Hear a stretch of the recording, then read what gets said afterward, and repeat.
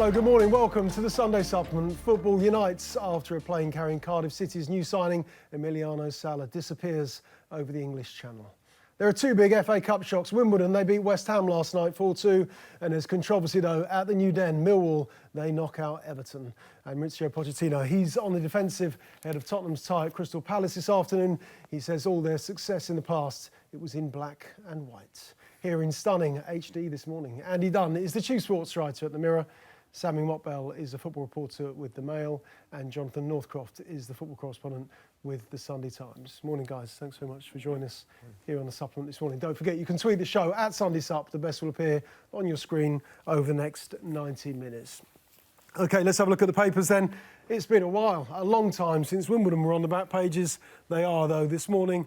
They beat West Ham last night. Huge result for Wally Downs and his side at the foot of League One. But they've upset, humiliated and humbled West Ham United. Everton, they're out as well. But there's lots of controversy, VAR controversy at the New Den. But they are the pride of the Lions. We'll talk about their performance on the pitch in part two of today's programme. Manchester City safely through to round 5. And they're racking up the goals. It's 29 in their last 7 matches, 5-0. They beat Burnley yesterday up at the Etihad. Manchester United, they're safely through into tomorrow's draw as well. They won on Friday night. They beat Arsenal, of course, at the Emirates.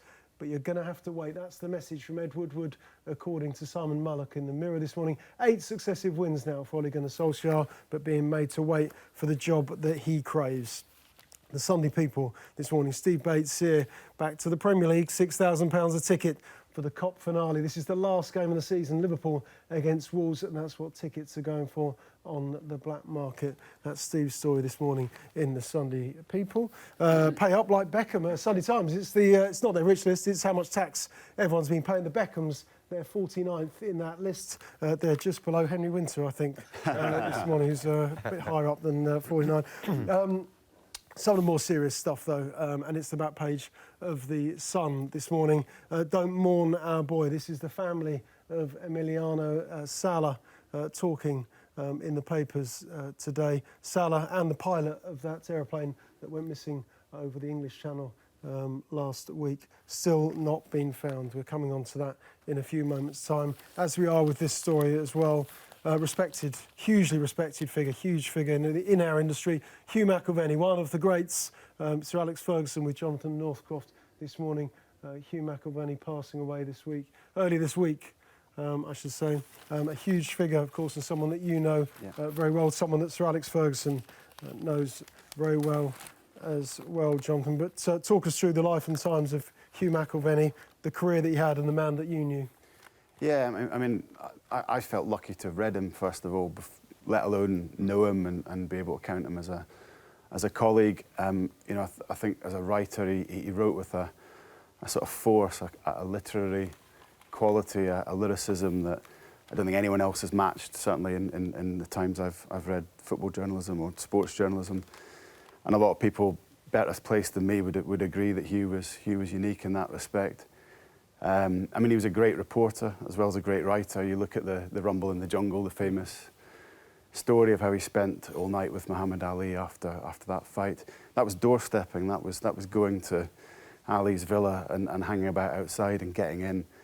Did the same with the Lisbon Lions. You know, he was in the dressing room with Jock Stein after they beat Inter Milan to win the European Cup again. It was he hung around with Bill Shankly and managed to get himself in the dressing room. So he wasn't just a great writer. I think he represented the reporting side of the game as well. I think he had memorable phrases that I can't think of a writer that had so many phrases that sort of stick in your mind, like, you know, almost like music that you can't sort of ever forget, really. But apart from that, Hugh was just as a colleague, he was very, very kind. To me, as a sort of younger writer, very, very encouraging. He would call every now and then, maybe once or twice a year, to say he'd done something quite well. You know, it was praise, but it was Scottish praise. It wasn't over the top, and you really cherished that. He was very, very polite. He was always checking facts, which showed the standards that he put into his work. But even if he wrote a column where you might just be able to help him with just checking his recall of a game or name or something like that, he would call you up any time, and he was always really apologetic. He would say, "Oh, I'm sorry for the intrusion," you know, as if it was ever an intrusion. Hugh McIlvanney calling you. I mean, my editor sort of said that in 23 years at the Sunday Times, he never filed copy with one spelling mistake, not one spelling mistake in 23 years, which not only shows his standards, but I think he had a respect for sub-editors, for photographers, for the other people in the paper. You know, he didn't see himself as above everybody else. He was incredible company in terms of knowledge. I remember driving home from Wembley one day, and it was such a privilege. I was just basically serving up names. So, you know, what about Matt Busby? And you'd get 5 minutes of Matt Busby. Shankly, you know, another sort of 10 minutes of Bill Shankly. And he loved talking about the people he'd known. He loved greatness. He loved celebrating greatness. And I mean, Dunny used a very, very good word about Hugh, uncompromising, when he died, which I think he was uncompromising in his standards, and he was uncompromising in his opinions. And I think one of my biggest memories of him would be a lunch we had with Graham Souness and Hugh and a couple of us from the sports section, where none of the rest of us talked. It was Hugh and Souness, and they started debating whether Lionel Messi was greater than Maradona. Sui said it was Messi, and Hugh said it was Maradona, and the sort of pitch of the argument got more and more intense. And in the end, Sui was kind of exasperated. He said, "Look, Hugh, I played against Maradona 5 times. It's definitely Messi." And Hugh just said, "I don't care who you played against." And that was Hugh all over. And he was such a kind of forceful, vigorous person, even until the end. And I think his loss is all the more keenly felt for being able to think of that. That's the thing, Jonathan, isn't it? That you know, he felt in all those relationships, you mentioned those names, and that's what we envy as much as anything, how you can build up a relationship with these huge names, with Shankly, with Steam, with Ferguson. You know, it's something from a bygone age to a certain extent, you know, because we don't get close to these type of figures, you know. He was honest about that. He was honest about that, wasn't he? Yeah, but also he was uncompromising in the sense that he would challenge them, you know, and he wouldn't fall for the old line of, well, just because you haven't done it, you haven't played the game. I think he once said, well, if you can take a turnip around the world, it's not going to be an expert on geography. 12 Ramsey, wasn't it? 12 Ramsey, you know, and to have that not front is probably the wrong word, but to have that confidence and that assertiveness to be able to do that, it's fantastic. And I think it's just been a really poignant week, because it almost feels like, you know, it feels like a bygone age. It feels like the sort of end of an era, because we're in this era now where people want stuff like that, quickly, sound bites. People want to hear a story in 140 characters. You know, 140 words was not enough for one of Hugh's opening paragraphs. Never mind 140 characters. You know, that style, that grandiose style, like, is something that we don't see anymore, something that people aren't necessarily indulged in. So, you know, to us, we're looking back at that and thinking, you know what, that was a golden age that you envy that the guys operating then who had the license to do that, and who had the access to do that, and who had the trust of the big names in sport. Can you imagine someone getting that close to, I don't know, Pep Guardiola, Jose Mourinho? They can get close, they can write about them, but they don't have that relationship where they, not an equal, but, you know, they can call them out as well as them calling each other out, you know? Yeah. Some nice words from Sir Alex Ferguson in your piece in the Times this morning, because that's somebody who did have that trust with him. He did, and Fergie talked a lot about trust and that bygone age that Andy's talking about, and how with people like Hugh it was possible to build the relationship, and from a manager's side how that changed things. I mean, Fergie recalled it was actually 8 days after United lost 5-1 to Manchester City, probably at the worst point of Ferguson's reign, and Hugh came to his house in Romslow, and he said he spent, the interview was 4 hours, and I've read the piece. I mean, there's only about 5 quotes in it, but that was what Hugh put into a piece. And but he was so meticulous about getting every detail that Fergie wanted to convey right. And then they had dinner, and Fergie said that he knew you were in good hands with someone like Hugh from his side of the fence. And he spoke about the kind of shared history they had. I mean, these were guys like him, Shankly, Steen, Busby, Hugh, came from the west of Scotland at a particular time, and at a time when the west of Scotland was producing incredibly talented people, very self-educated people a lot of the time, like the guys we've talked about. And there was an affinity there that definitely existed between Hugh and Steen, Hugh and Ferguson, that probably took it beyond the normal reporter-subject relationship. But I mean, the biggest thing was Sir Alex spoke for 40-45 minutes about Hugh, and a lot of it was laughter, and remembering Hugh's foibles, remembering Hugh's sort of humour. It was, quite celebratory, and it struck me the fondness that he was thinking about Hugh and would remember him by. Yeah. As a younger reporter, and I'm not putting you guys into retirement or saying that you're old or anything, saying anything like that, but you guys, you three are, are the standard bearers for people like me. But someone like Hugh, and I never had the pleasure of meeting you, but he transcends sports journalism. Even as, reporters, younger reporters like me know Hugh McIlvanney and his great body of work.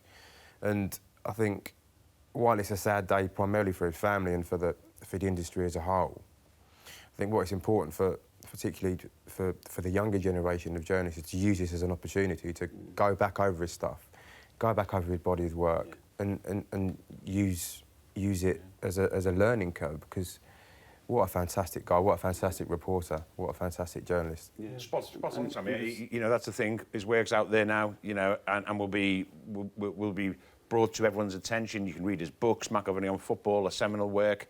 And the positive is that young journalists, young people, can go out and read this stuff now. It'll all be out there. No, sure. You can also read his best work, which is online on the Sunday Times. This is Hugh McIlvanney, who passed away last week after a brilliant, distinguished and decorated career in sports journalism.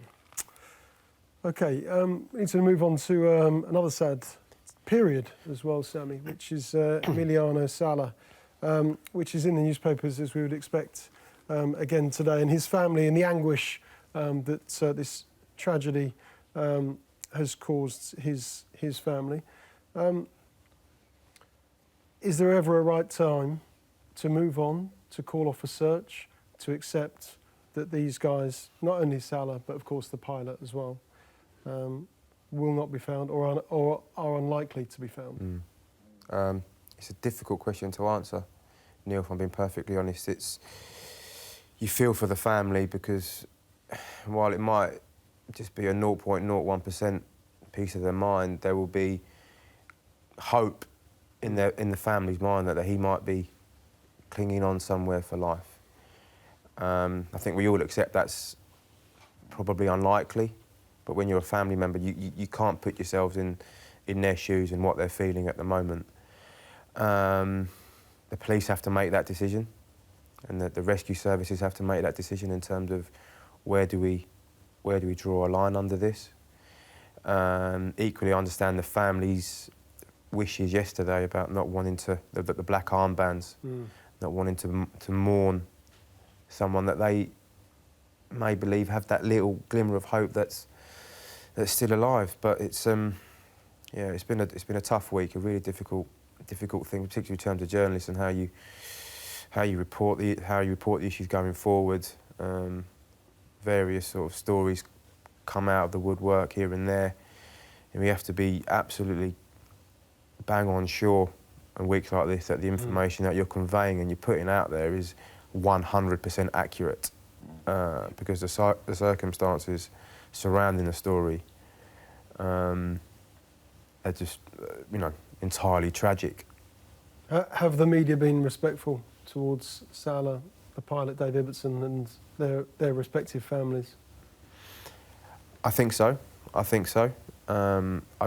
not read any reports or seen any outlets put anything out there that have been particularly suggestive. I think it's all been factual, and I think as an industry, that's all we can really do on stories like this. We don't want to speculate. Families are involved here, feelings are involved here. So I think, as I said, as an industry, we've handled it pretty well, very sympathetically. So, It's a remarkable story. This is a guy who clearly, look, Andy, most people will have heard his voice messages which he was sending to his family while he was on that plane. This is a guy who was clearly looking forward to his new adventure, his new life, his new country, his new football club, and playing in the Premier League. And we didn't know him, but No. that everything that you just have to look at him and just have to look into his background and look at the way he was so excited about coming to play in the Premier League. It's what makes it just an unbelievably sad family tragedy, both for him and for the pilot, David Ibbotson. It's just a story at the moment when the ramifications, any recriminations, any investigations, for now they have to wait. You know, this is about, you can't imagine what that family are going through. You really cannot imagine it. It's just an unspeakable tragedy. But it also shows you that, you know, footballers and football, it's just the same as any walk of life. It's not immune to tragedy. It's as simple as that. You know, guys are not immune to the sort of tragedy that can befall anyone in any walk of life. And for now, as I say, I think that, you know, listen, the circumstances of the disappearance have to be investigated, clearly, as they would be for anyone. They have to be investigated, facts have to be established, and to see if any lessons can be learned from what has happened. But I just think for now, I think it's just enough that we can do just to say what a tragedy this is, and basically how sorry we are for his family, who also must have been looking forward and so proud. Can you imagine how proud they were of Emiliano coming to play in a league that is the most watched around the world? And just, you know, your thoughts are with them at this time. Yeah, they absolutely are. And the thoughts with not only with Emiliano Sala and his family, but also the pilot, Dave Ibbotson, both still missing after that flight across the Channel earlier last week. OK, next up, we're going to reflect on a pretty magical day, a special day in the FA Cup. Wimbledon, they're through to round 5, and so are Millwall. More on them coming next.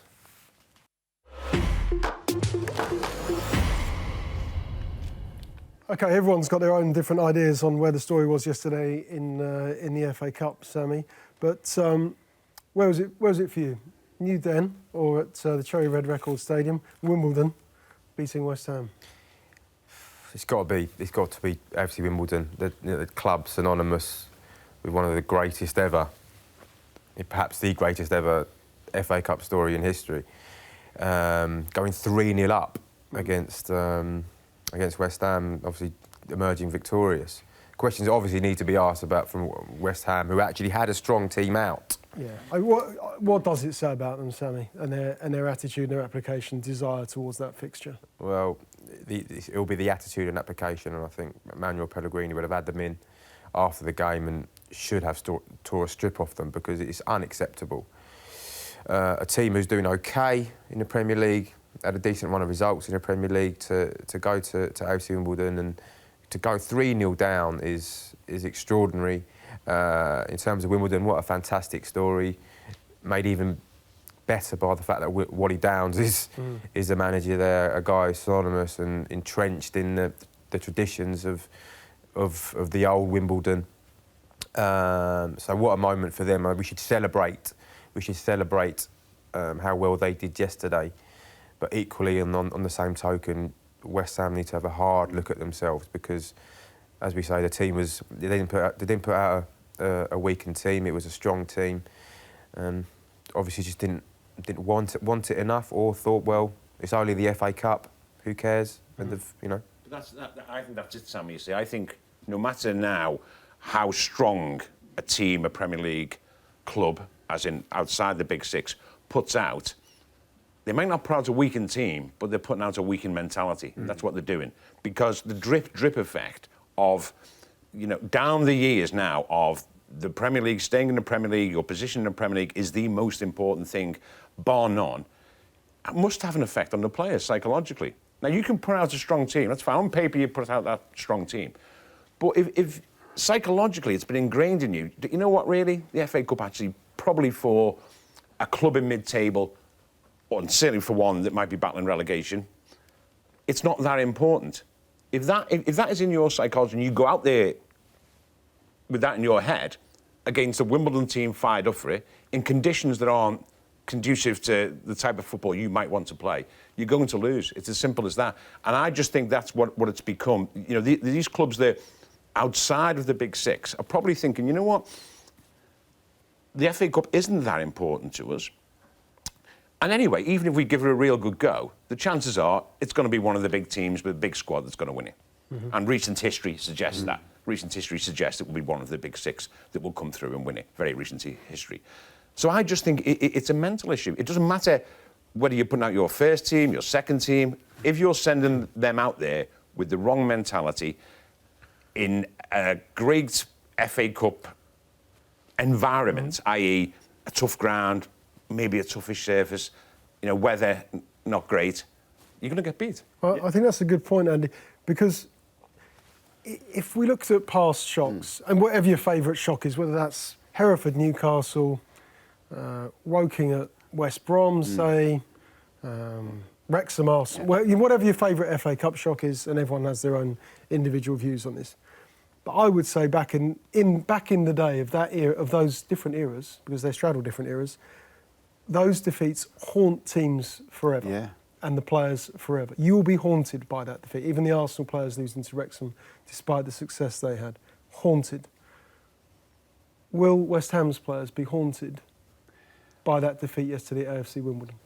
Well, you'd hope they would be, because you'd hope they know it means something. And I 10 years down the line, will we? Do you remember, or will I still be talking about Hereford, Newcastle, Woking? For the reasons Andy outlined, I'm not sure how much it does mean to these players, but I think that sometimes you see where the disconnect is between, you know, top football and the fans that follow it. And I think the Cup is where you really, really see it, because supporters really want to do well in Cups. They hate seeing weakened teams.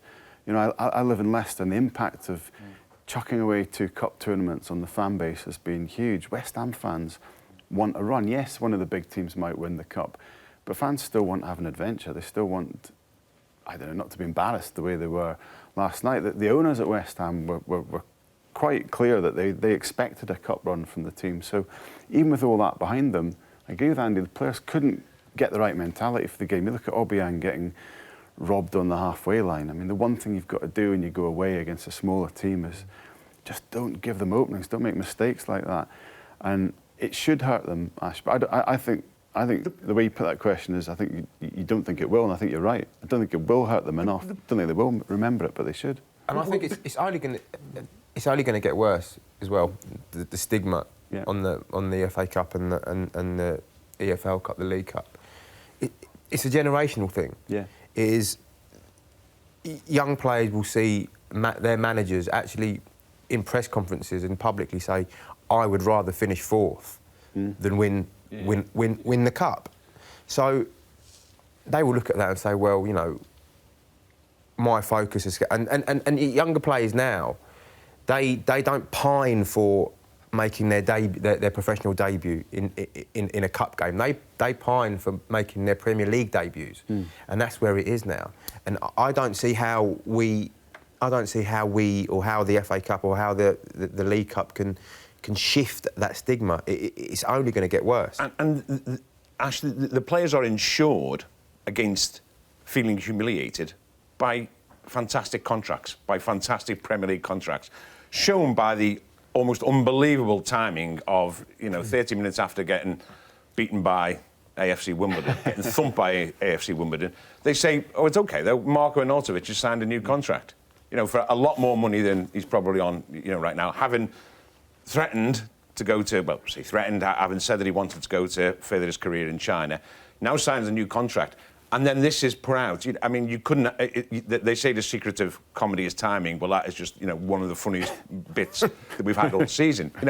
You've just been beaten by Wimbledon in the Cup. It's in the FA Cup. If ever there was a message to say, if ever it was... But it's OK. Marko is saying he's back. He's back. Where's he been? He said, I'm back. I mean, honestly, it really was not a good night, and I don't think that was a good idea. But what I'm trying to say is that just shows that actually these players feel imbued to what we would consider a stigma or humiliation for getting beaten in the FA Cup by the fact that they are on very lavish Premier League contracts, and they know really that their ownership, as much as they might protest, are prioritising the Premier League to a massive extent. If I was Manuel Pellegrini this morning, I'd have the players in. I wouldn't show them the rerun of last night's game. I'd show them the rerun of Wimbledon's 3-0 defeat at home to Fleetwood in the week and say, there you go, you just lost to that. You're Bottom of League One, well done. Yeah. But you know what's interesting? I was actually at Accrington yesterday. And Derby County... Talk us through the post-match press conference there. That's extraordinary. One of the most... I was just saying, I mean, on a normal day, so much else happened. And of course, because it was the early kick-off, but John Coleman came into the little prefabricated building that doubles as a gym.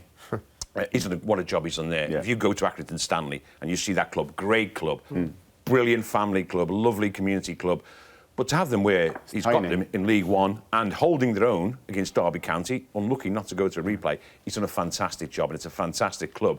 But the size of the club, you know, does take you back. And to sit there in this prefab that also doubles as a gym, as I say, it's got 3 exercise bikes in, I think that's about it. He had to borrow a pitch off Sean Dyche to train on. Because they haven't really got a training pitch of worth. So they borrowed a pitch of Sean Dyche. But he came in and he just, you know, basically he just said he was thinking of packing it all in. He felt physically sick. I feel like packing it all in. And then basically sort of gave John Moss, he said, if that's the cream, he said, I'd like to see what a pint of sour milk is, he said. And he was great, as John always is. I mean, I have to say, as it happens, I don't think it wasn't... I mean, I watched the game, I reported on the game, and along with my colleagues there, it wasn't the biggest travesty ever. The referee might have got 1 or 2 things wrong, but it wasn't one of the biggest travesty. But what I was going to say is that Accrington were brilliant. It was a great cup occasion. But also, Frank Lampard had Derby in exactly the right frame of mind for that. Exactly the right frame of mind. When Roy Hodgson went to Accrington with Fulham in 2010, he took one look at the dressing rooms and they all got changed at the hotel, the swanky hotel where they were staying. Frank knew about this, and he decided no, and he made them basically do, you know, he said, I wanted a proper game, a proper day. I wanted to see the likes of Harry Wilson and Mason Mount, who have brought up at Premier League academies, you know, where everything, you know, is state-of-the-art. He wanted them to see that sort of stuff. The Wimbledon players, they watch their own training kit. I mean, that's... Is that right? Yeah, that's right, yeah. Yeah, I mean, it goes back to mentality, doesn't it? You don't... The clubs that are chasing promotion from the Championship and have got a good mentality, the clubs at the top of the Premier League, they don't mess up in the Cup. They tend to take it seriously. You look at City just unrelentingly putting 5 past Burnley, even though it didn't really matter. But it's standards. You see a footballer's standards in those occasions. Yeah. Financially, it's not. I mean, clearly, financially, it's not particularly lucrative for Premier League clubs. It is for lower league clubs. You know, I think, and you mentioned John Coleman. That's one of the things that he was particularly, you know, aggrieved about. Is that, you know, it's 250 grand, I think, to get to that next round, and that is transformational money for a club like Accrington Stanley, as it will be for AFC Wimbledon. And I love that about the FA Cup. That is still why it has that charm. But for a Premier League club, it's not. It's what is in it for us, really? I mean, you know, there's some goodwill maybe, but financially they don't see it as important at all. Okay, Millwall, big win for them, amazing win for them at the New Den. Love Paul Jiggins' intro this morning in the Sky. It's been a while since heavyweight called Cooper used his left arm such devastating effects in these parts. He's talking about Liam Cooper and the handball that got Millwall back into that game yesterday at the New Den. But this is a huge win for them. But there was a lot of controversy on the side of the field because, of course, Marco Silva's not happy with the fact that VAR wasn't being used. Championship Stadium elsewhere is being used this weekend. Yeah, lack of VAR, and you know, I suppose you've got a semblance of sympathy with Marco Silva. Was there an element of sour grapes to his press conference? Probably. Again, it's a similar situation to West Ham and Wimbledon. I think that you know that if you're Everton's manager, if you're West Ham, you know the dice is like you know it's all rolled against you. Yeah. You know you're coming up against some difficult circumstances. You know everybody wants you to lose, and sometimes fate conspires. That's the challenge of that is one of the challenges, the unique challenges that the FA Cup or Cup competitions present. Equally, it's not like it's a secret going to the New Den is going to be a walk in the park, is it? Yeah. It's clear as day. It's there, black and white. You are in for a tough evening of football. But it's a mentality thing again. I think but that comes from the top. That comes from the manager. If the players during the week's work see, I don't get the impression that our manager's particularly bothered about this game. That will seep down. That mentality will seep down into the players. Whether that's happened at West Ham this week, whether that's happened at Everton this week, I'm not, not privy to that information, but by the performances and the attitude in their performances, it suggests that perhaps maybe their managers didn't take the game quite so seriously, and is it an inconvenience? Yeah. Are they becoming an inconvenience then? I think financially, as Dunny says, finishing as high as you can in the Premier League is far more lucrative to certainly to Premier League clubs, and you have sympathy for those managers because, if one of their key players was to pick, or two of their players were to pick up an injury in those FA Cup games, and it would impact on their Premier League form and where they finish in the Premier League table, how much they earn in terms of prize money at the end of the season, then you're stuck between a rock and a hard place. But you think of fans. I mean, if you're an Everton fan, what have you got to play for this season? You had the FA Cup. Yeah. Now it's the race for seventh. The season's over in January, essentially. Done, isn't it? The season's over at the end of January, and that's why Everton fans will not. We need another cup, don't we? You want another cup? But we'll get on to that. That's why. And that's why, I don't know, but I suspect this morning most Everton fans won't be complaining about the handball goal, the equaliser. No. They'll be complaining about Marco Silva. And that's the extent of, I would imagine, their dissatisfaction with the way Everton played last night.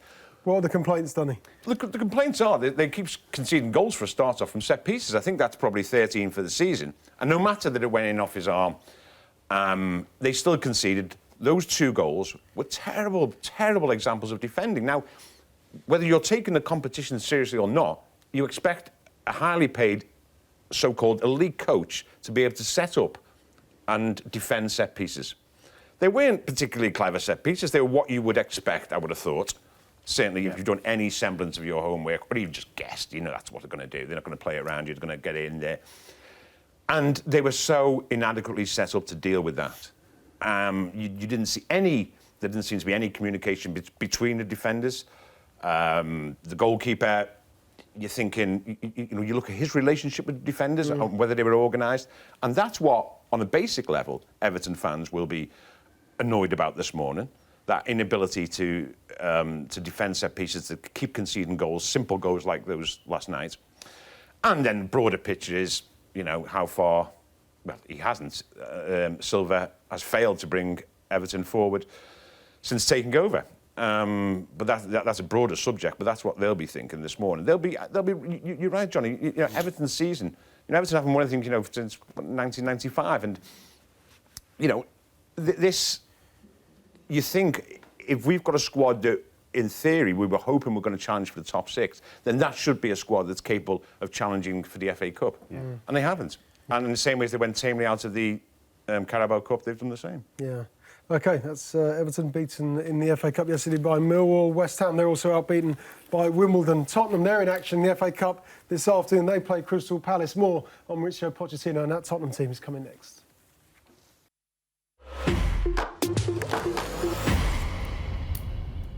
Welcome back. With us this morning, Andy Dunn, Sami, Mokbel and Jonathan Northcroft. Just remind you what's in the papers this morning. Back page of the Express.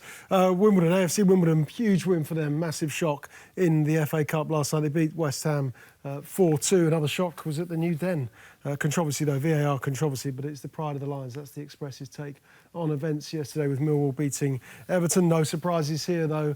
Manchester City beating Burnley 5-0. 29 goals in their last 7 games. On to St James's Park for Manchester City next in the Premier League. The Sunday People's goals pull-out sickening. Andy was at Accrington Stanley to watch them lose against Derby County in the Cup. Yes, an extraordinary press conference afterwards from John Coleman, which Andy's just been talking about. Ole Gunnar Solskjaer, Manchester United won on Friday night against Arsenal in the FA Cup. Ole Gunnar Solskjaer's going to have to wait for the Manchester United job, though. It's 8 wins in a row. Earlier on, the boys were talking about Hugh McIlvanney. His death, announced last week, passed away at the age of 84. Reflections on his career, the life and times this morning in the Sunday Times. Sir Alex Ferguson talking about his great friend and one of the true journalistic greats. And the back of the Sun this morning, Emiliano Sala's family, talking about the missing pilots and their son, of course, also missing after their plane travelling across the Channel from Nantes to Cardiff last week. Still missing. The family do not want the rescue services to give up hope. That's in most of the newspapers, as you'd expect this morning. Let's go back to the FA Cup, because Tottenham play this afternoon against Crystal Palace, Sami, at Selhurst Park. Tottenham do look vulnerable, having lost in the Carabao Cup semi-final, the second leg, against Chelsea at Stamford Bridge. We were there for that on Thursday night. The following morning, Mauricio gave a press conference. He said, "Look, guys, all Tottenham's success, it's in the past. It's in black and white. You have to go back a long way to the glory days under Bill Nicholson. They had some success under Keith Birkinshaw, of course, in the early 80s. But what did that say about where Tottenham are and where Mauricio Pochettino is with this football club? What was his message?" I have a degree of sympathy with Pochettino here, because he's inherited a club first and foremost that is entrenched with the glory years of English football. You know, they've got this brilliant history, but they haven't won a trophy since 2008, and they've not won many trophies in the modern era. Yet their supporters seem to think that they should be challenging for the top honours year in, year out. It just doesn't work that way in terms of what needs to be done there. And what I think Pochettino realises himself, there needs to be more investment in terms of the squad. Their starting 11 is good enough to probably beat any team in the Premier League, but it's what's their best 11 with Kane and Ali. With Kane and Ali, but what's behind that is where the problem. I think that's what they found, obviously, in recent weeks. Kane's out with an injury. Dele Alli's out with an injury. Son has been with Korea in the Asian Cup, but I think he's coming back now after they were eliminated. And they picked up more injuries again on the against Chelsea. Ben Davies and Sissoko both limped off. So he's finding that his squad, to put it bluntly, just isn't strong enough. And I think that's where they are, and I think that's the realisation. I've been at many press conferences with Mauricio Pochettino where he's stressed, you know, look, winning cups, winning the EFL Cup, winning the FA Cup won't define my legacy as Tottenham manager. What will define his legacy as Tottenham manager is how well they do in the Premier League, how well they do in the Champions League. So, in terms of winning trophies and where they are they going to win? Are they going to win a trophy this year? I can't really see it. They're probably not going to challenge for the Premier League. Champions League, a lot of good teams in there. I think they've got Dortmund Dortmund in the next round. They're not going to be a given. So in relation to that, they're going to probably finish another season without a trophy. Is there any part of you, John, that looks, because I did, a small part of me when they were beaten by Manchester United, and again against Chelsea in the second leg. Okay, Sami made the point about the injuries. Okay, you haven't got Harry Kane, Dele Alli's not on the pitch, but you have to cope with different circumstances throughout the season. But has this team gone as far as they can under Pochettino for both of them? I know what you're saying. Where else can they go? It's not, is it the end, he's not good enough, but where else can they go with the current financial constraints? And we all know what those constraints are because of the new stadium build. Yeah, I know exactly what you're saying, because you couldn't excuse or explain those results as being, that horrible old world Spursy. You couldn't say, well, if they had a better mentality, they'd win, because actually their mentality was great in those games. Both times, really strong second halves chasing the game. You could see that he's getting everything out of them physically, mentally. You can see the standards they've set consistently. Probably only Manchester City could say that the last 3 years they've been a better team in the Premier League. So you're looking at a club or a team where the manager's just wringing every last drop out of them, and the chairman has been wringing every last drop financially out of what he can provide, I think, to build a stadium and fund them in the transfer market. But then you look at the team and you can see, on the one hand, you look at Harry Winks, young player, brilliant young player. He's growing in stature. He's going to be really important to Spurs. So that's great. That's going to improve them. But then you look at Vertonghen and Alderweireld, who probably starting to recede a little bit. One of them might leave. Hugo Lloris, then they're going to have a headache to replace there. And they're in that zone that every time Pochettino sort of builds something, then something else is going to become a problem. And it's hard for Real Madrid to sign players at the moment, let alone for Tottenham, of the right standard. The transfer market since Neymar has just completely changed, and that leaves Spurs more than ever trying to find the absolute genius bargains. But then other clubs are using data, doing clever things as well. That's getting more and more competitive.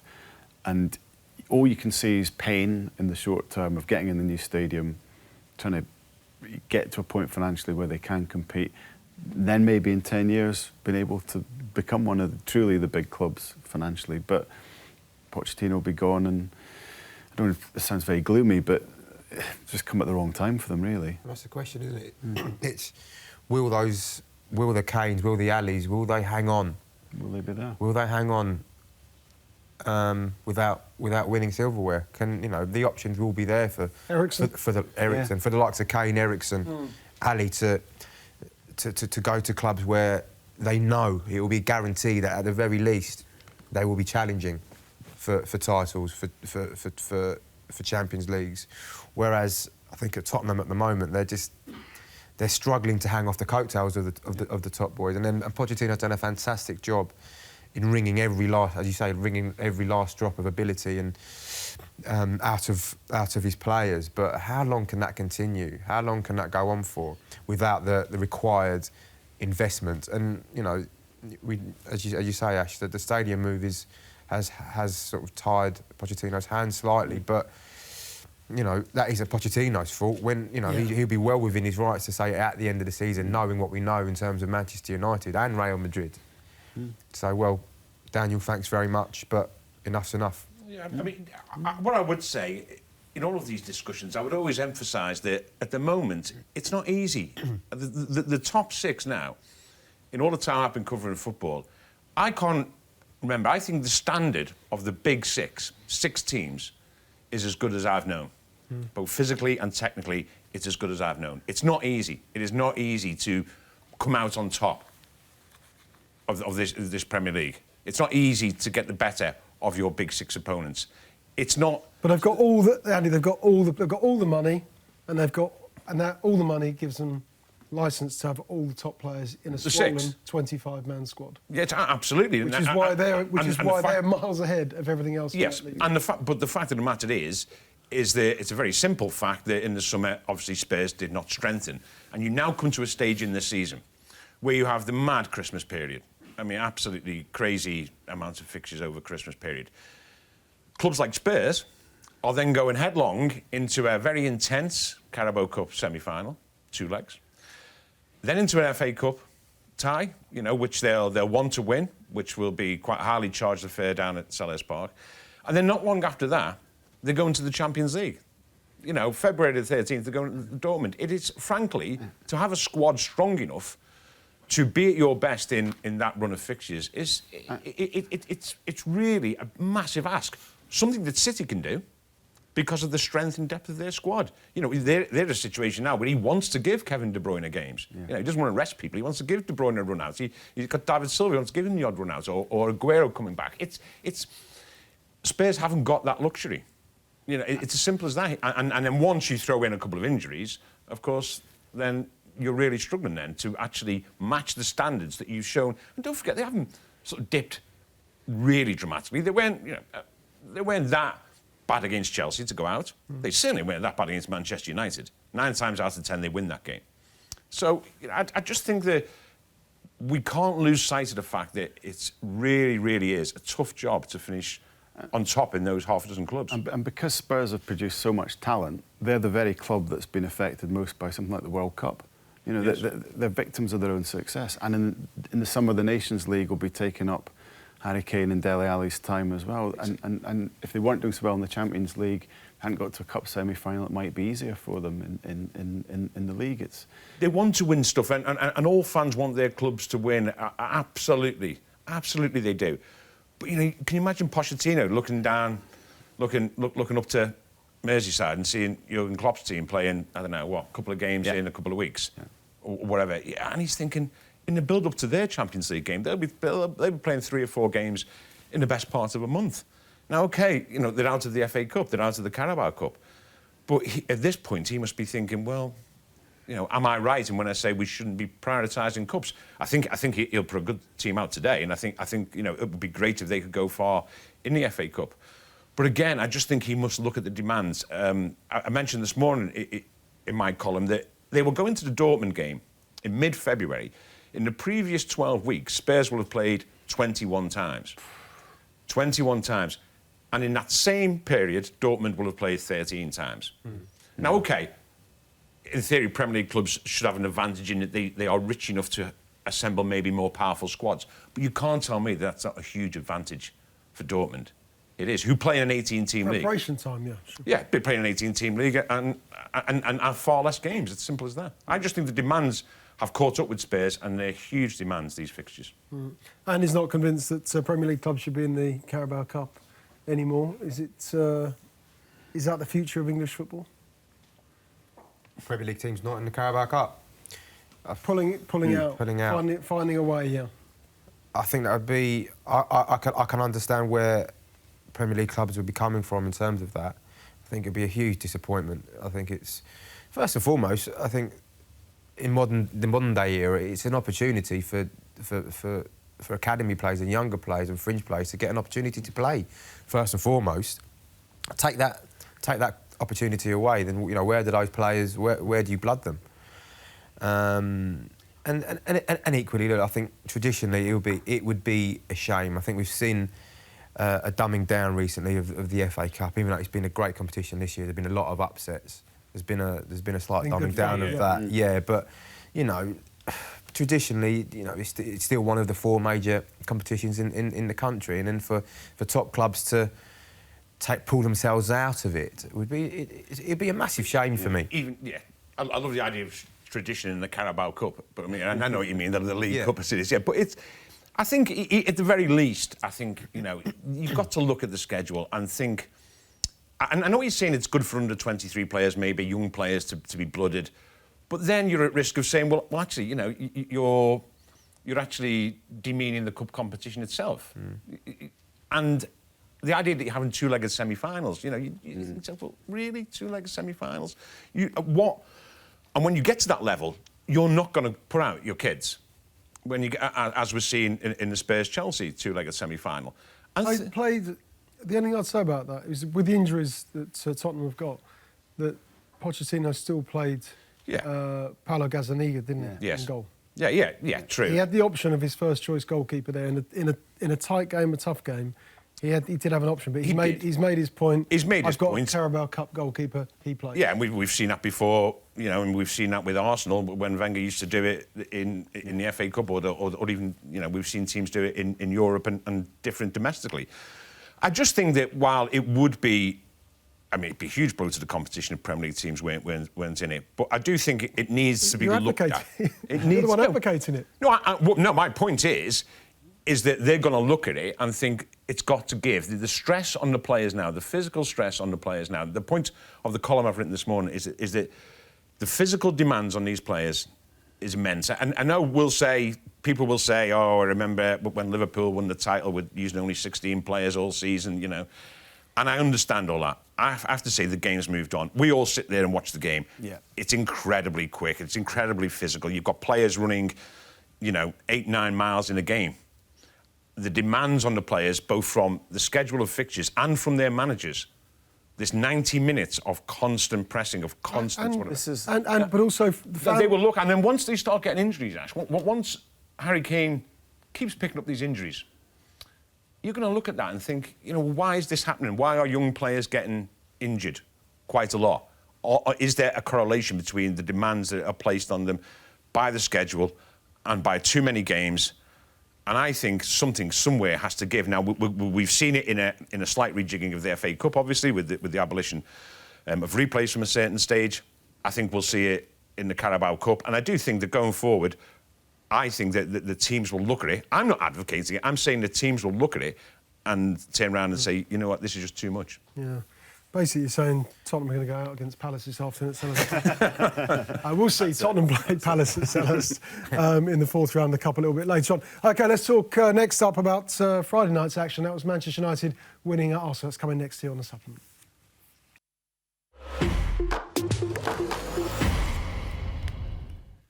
Welcome back. Let's stick with FA Cup action because Manchester United beat Arsenal on Friday night at the Emirates. A pretty convincing victory for them in the end. Back page of the Sunday Mirror this morning, Simon Mullock's story says that Manchester United, they won't rush into a decision over Solskjaer. Of course, momentum is building with him 8 successive victories. What do you think is going on at Manchester United boardroom at the moment, John? What will the thoughts be of Ed Woodward and, of course, the Glazer family have to make the ultimate decision and sign this off?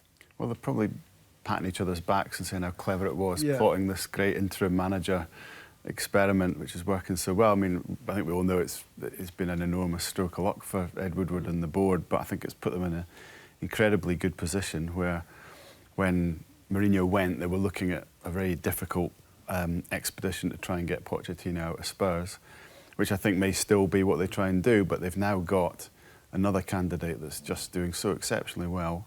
There's something that just seems magical about Ole Gunnar Solskjaer being the Manchester United manager. It's something that seems to fit. Just watching it, even you don't have to be a United fan to kind of smile when you see him. It kind of brings out a childlike kind of thing about football where you just see, Manchester United being Manchester United with a legend in charge is a great thing. But the substance to it, because what he's doing is, it's not all smiles, patting people on the back, saying go and enjoy yourself.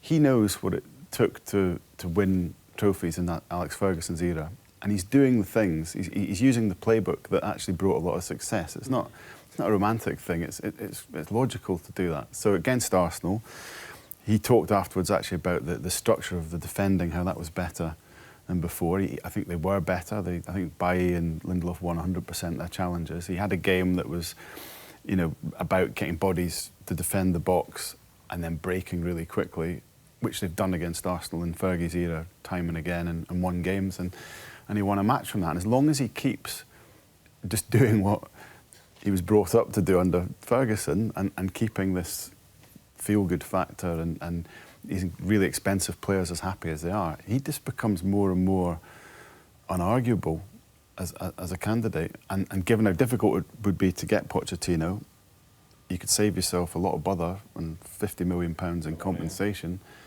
by going for what's in front of you.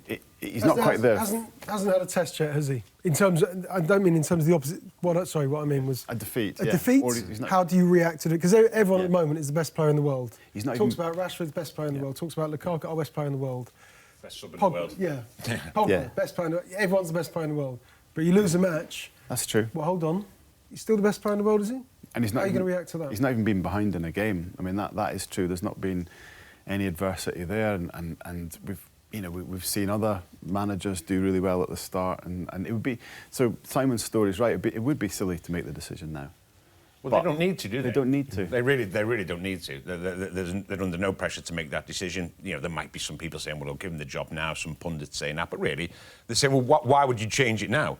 Why would you alter the dynamic now? He's striving to get the job. He's winning games. We'll keep it going, give it to him at the end of the season. And he's not going to play a power game to force the issue either. No. So you don't have to do it. No. Well, what's interesting about the whole thing is that Johnny mentions about saving 50 million quid or whatever. What's interesting is that if he does get the job and he is a success, it's a real blow to the myth of the super coach, isn't it? The sort of £15 million a year super coach. Mm-hmm.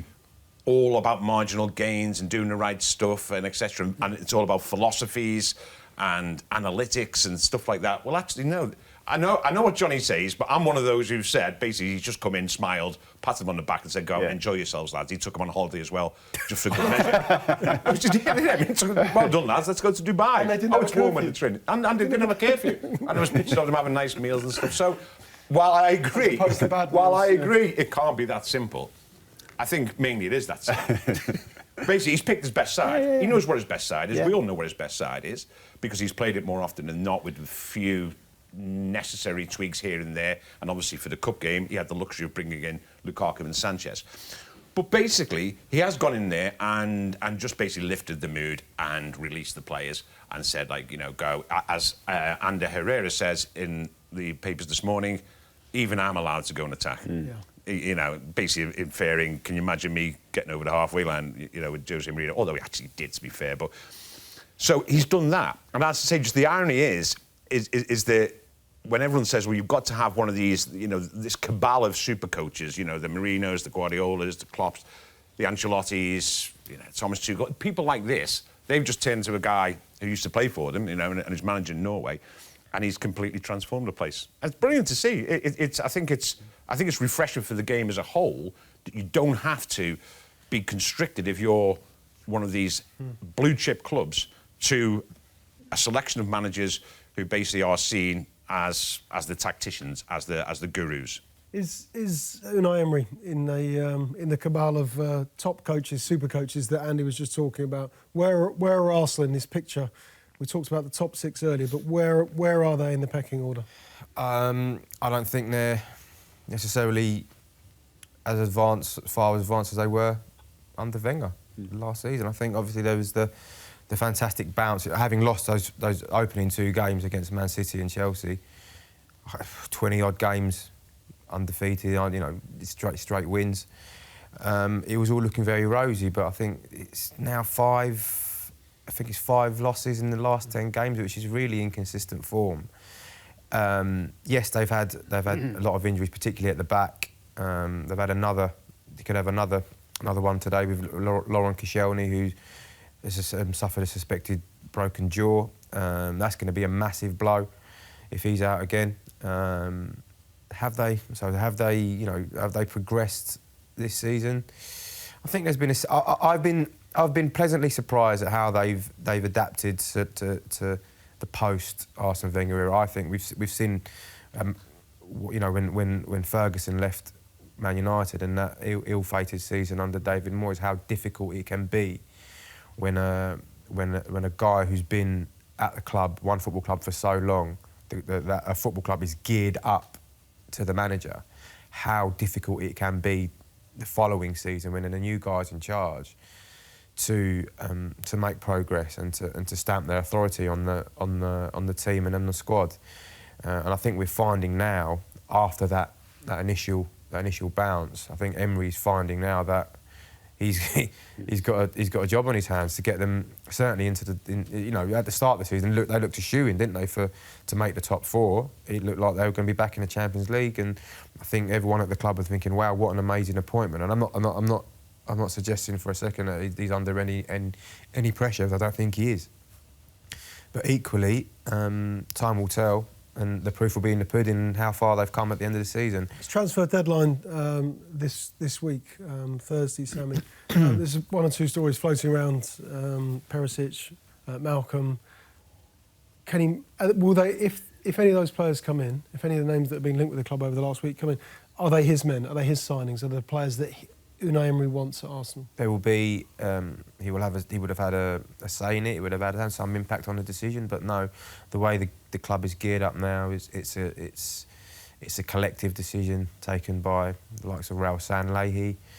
Obviously, Sven Mislintat, who's now leaving, would have had some hand in identifying targets. What I will say about the transfer policy now is that obviously under Arsene Wenger, they had this policy of going for a younger player who would have a sell-on. If you look at their big signings now, and Perisic is no, I'm not saying he's old, but you know he's entering the twilight of his career. He's not going to have much of a sell-on. Aubameyang, another who's in his 30s. Lichtsteiner, who rather than a summer on a free transfer. So they're going for ready-made players now, and fair play to them for doing that. But the problem is if they make that outlay and then don't get into the top 4, don't get into the Champions League, then that's when they've got a real big problem financially. Yeah, sure. OK, we need to talk a little bit about Chelsea as well, because they've made a big signing on loan, which is Gonzalo, excuse me, Higuain, Rob Draper. His piece this morning, his intro, is disturbing and worrying, I think. The man in whom Mauricio Sarri has placed his faith in to revive Chelsea's season and ensure he keeps his job is also a man who divides opinion in Argentina more than any other player. Various heavyweight names, big names in Argentinian football, wading into debate about just how good and just how much of an asset Gonzalo Higuain will be. And it's not all positive. It's not, I mean, a good piece. As you say, the heavyweights like Diego Maradona and Mario Kempes are all lining up to say Higuain's not very good. And I think if there's he's got this great goals per game record, but if there's a worry about him, Argentina, under the biggest pressure, he hasn't really done it. Real Madrid, it didn't really work for him. And Milan this year, which club under a lot of pressure, again, it didn't work out, and he's coming into Chelsea to be their saviour. That said, I thought Olivier Giroud's performance in midweek was a great advert for Gonzalo Higuain, because it was just it's what they're missing. I like Giroud as well. He looks like he should be really just a bit better than he is. The scorpion kick. I still trade on memories of that. Yeah, I'd say he was quite influential for France, wasn't he? Without scoring, he can be. But yes, but the thing with Higuain, I've read a lot of stuff about him over the years, and that criticism is very familiar. They have a phrase they call it, I think they call it cold-chested or something like that, which basically means it's a very, very polite way for saying you bottle it in the big games. That tends to be the accusation levelled at him. But, they're not necessarily buying him for the big... Well, they are buying him for the big games, but they're not going to have that huge pressure that he will have on with his national team shirt on him. And I just think he looks like quite a good fit for the Premier League, I have to say. I think he will be a good focal point for Chelsea, a good focal point for Eden Hazard. I think... I actually would be very positive if I was a Chelsea fan with him coming to the club. Because clearly there has been an issue. 1 goal in his last 12 games, which isn't good enough. But certainly Chelsea will be hoping that he does perform and brings back the glory years. Of course, a very hugely successful player with Real Madrid. Just a quick word on Callum Hudson-Odoi and the transfer request that he's put in. Is he going to get his way, Sami, and move to Bayern Munich? And why is he so determined to get away? I think we'll find in the next few days that he will get his way. I think the transfer request is a significant step. It's a clear sign to everyone, and particularly supporters, that he wants to leave. That Chelsea, they're aware of the fact that it'll look awful for them at the club. As they're bright kids, their academy, hopeful. Selling him to a rival would have looked awful in terms of the fans. Why did he want to go? But I think he sees a clearer route, a clearer pathway into first-team football. Whether that transpires in Germany or not, I don't know. I think the impact of Jadon Sancho at Borussia Dortmund, I think the impact of Reiss Nelson at Hoffenheim, who obviously Reiss Nelson is one who's now on the cusp of Gareth Southgate's squad. I think that would have had an impact on his mind. And I just simply doesn't think he sees a clear pathway into regular first-team football at Chelsea, and that's the bottom line. Yeah, doesn't think he's going to get in. Callum Hudson-Odoi, who submitted a transfer request, wants to leave. It's going to cost about £40 million if he gets away to Bayern Munich this week. OK, next up, we're going to talk about events at Fulham. It's all getting very, very lively down at Craven Cottage. More on them coming next.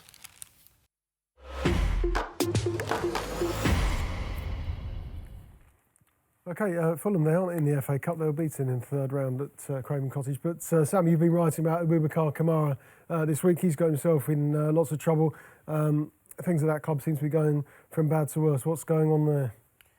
In terms of the Kamara incident, there was an issue on Monday where he felt compelled to make his way down to the training ground and try to confront Alistair McIntosh. Got stopped by chief executive. He was prevented doing so by an on-site member of staff. That then triggered and exploded into a fight, and he was arrested. He was arrested at the training ground, which essentially brings an end to a sort of turbulent 2 or 3 weeks for Kamara, who the club are obviously now very keen to offload to pretty much any club who would take him at the moment. Did we know he was a volatile character before he arrived at Fulham? Well, Did he have that kind of reputation? This is the question, isn't it? I think that at Fulham the transfers are very reliant on stats, and I think there is a place for statistical analysis in terms of transfers and transfer policies. But here we're seeing a prime example of where stats fall down. It's, you know, you don't know too much about the guy's character, whether he's troublesome, whether he's got problems, what he's got problems at home, or what kind of character he is, whether he's volatile, as you say.